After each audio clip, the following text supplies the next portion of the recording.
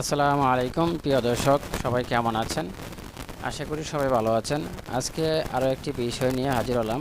অনেকেই আমাকে বিভিন্ন প্রশ্ন করে থাকেন যে কিভাবে হেলিকপ্টার ভাড়া করবেন, কিভাবে পেমেন্ট করবেন এবং কি কি লাগবে।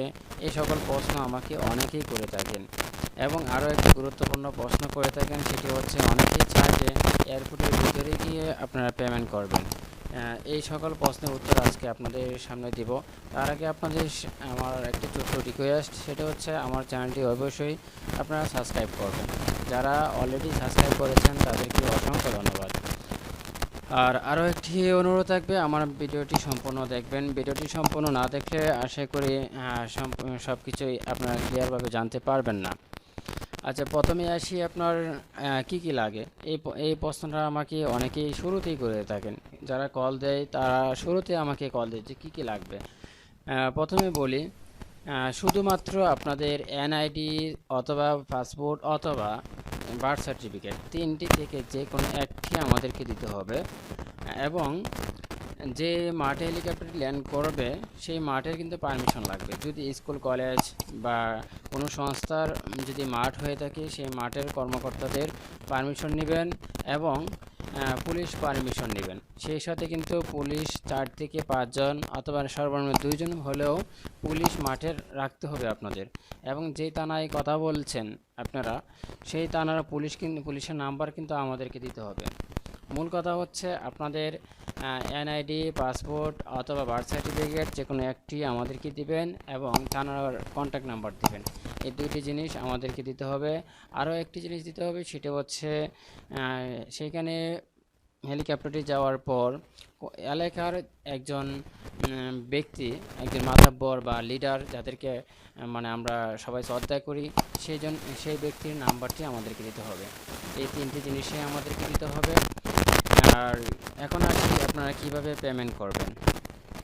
পেমেন্টের সিস্টেমটা হচ্ছে কোম্পানির ব্যাঙ্ক অ্যাকাউন্টে আপনারা পেমেন্ট করতে পারেন, অথবা কোম্পানির মার্চেন্টাইজ যে বিকাশ নাম্বার আছে, বিকাশ নাম্বারে পেমেন্ট করতে পারেন, অথবা সরাসরি এয়ারপোর্টে এসে হ্যান্ড ক্যাশে করতে পারেন। এখানে আরও একটি প্রশ্ন আসে, অনেকেই আছে যে এয়ারপোর্টের ভিতরে গিয়ে আপনার পেমেন্ট করতে চায়। সেক্ষেত্রে আমি বলবো যে সাধারণ পাবলিক কিন্তু এয়ারপোর্টের ভিতরে অ্যালাউ না। আপনি যতক্ষণ পর্যন্ত আমাদের প্যাসেঞ্জার না হবেন ততক্ষণ পর্যন্ত কিন্তু আপনি ভিতরে প্রবেশ করতে পারবেন না। আর আপনি যখন বুকিং করবেন এবং যে ডেটে আপনাকে ফ্লাইট করানো হবে, সেই সময় কিন্তু আপনি ডোমেস্টিকে আসবেন। আমরা আমাদের পারমিশন কপি দিয়ে কিন্তু আপনাদেরকে এয়ারপোর্টের ভিতরে ঢোকানো হবে। আর সেই জন্য আপনারা এয়ারপোর্টে এসে ওয়েট করবেন ভিতরে থেকে। যে কোম্পানিতে আপনি করবেন, বুকিং করবেন হেলিকপ্টার, সেই কোম্পানির ব্যক্তি এসে আপনার কাছ থেকে টাকা বুঝে নেবে। নিয়ে সেটি হচ্ছে বিয়ে শাদির ক্ষেত্রে এবং এয়ার অ্যাম্বুলেন্সের ক্ষেত্রে কী কী লাগবে, এইগুলো অনেকে প্রশ্ন করে থাকে। বিয়ের ক্ষেত্রে কিন্তু আপনার ছেলের বাড়ি এবং মেয়ের বাড়ি দুই জায়গাতে কিন্তু আপনার পুলিশ রাখতে হবে। আর ঢাকা থেকে যে ব্যক্তিরা যাবে তাদের প্রত্যেকে এনআইডি লাগবে, এবং ছেলের বাড়ি থেকে মেয়ের বাড়ি, মেয়ের বাড়ি থেকে ছেলের বাড়ি, টোটাল সবার কিন্তু এনআইডির ফটোকপি লাগবে আমাদের।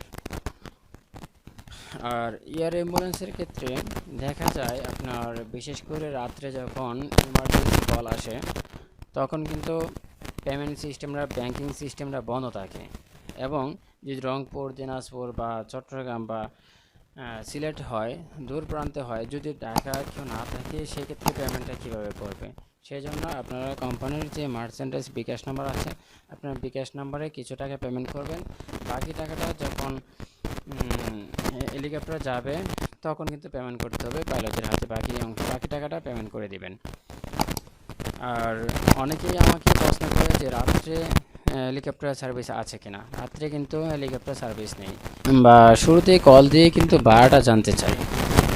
কিন্তু আপনাদের সবারই জানা উচিত যে ভাড়াটা তখনই কিন্তু জানতে পারবেন যখন আপনি আমাকে আপনার ল্যান্ডিং লোকেশনটা আপনি আমাকে দিবেন। অনেকেই আমাকে বারবার প্রশ্ন করে যে অমুক জায়গায় কত টাকা ভাড়া আসবে। আসলে আপনার সাধারণত যখন আপনি বাসে উঠেন তখনও কিন্তু কন্ট্রাক্টরকে বলতে হয় যে আমরা অমুক জায়গায় যাব, তারপর কিন্তু আপনার কাছ থেকে একটা নির্ধারিত একটা অ্যামাউন্ট তারা ভাড়া নিয়ে থাকেন।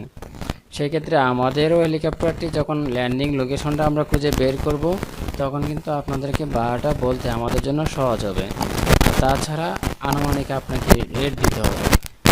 সেজন্য যারা যারা হেলিকপ্টারে ভ্রমণ করতে চান, আমি প্রত্যেকেই বলছি যে আপনার এলাকা যেতে চাচ্ছেন, ভ্রমণ করতে চাচ্ছেন, বিয়ে শাদীর ক্ষেত্রে নিতে যাচ্ছেন, বা মাহফিলের জন্য নিতে যাচ্ছেন, বা যে কোনো প্রয়োজনে যখন আপনি হেলিকপ্টার ভাড়া করতে চান, আপনি কিন্তু আমাদেরকে সর্বপ্রথম আমাদেরকে ল্যান্ডিং লোকেশন দেবেন। এজন্য সবার কাছে আমার বিনীত অনুরোধ থাকবে যে আপনারা শুরুতে আমাকে ল্যান্ডিং লোকেশন দিয়ে দিবেন। আমার এই নাম্বারে হোয়াটসঅ্যাপ আছে, আপনি হোয়াটসঅ্যাপে ল্যান্ডিং লোকেশন দিতে পারেন। ওকে, সবার কাছ থেকে বিদায় নিলাম। আসসালামু আলাইকুম।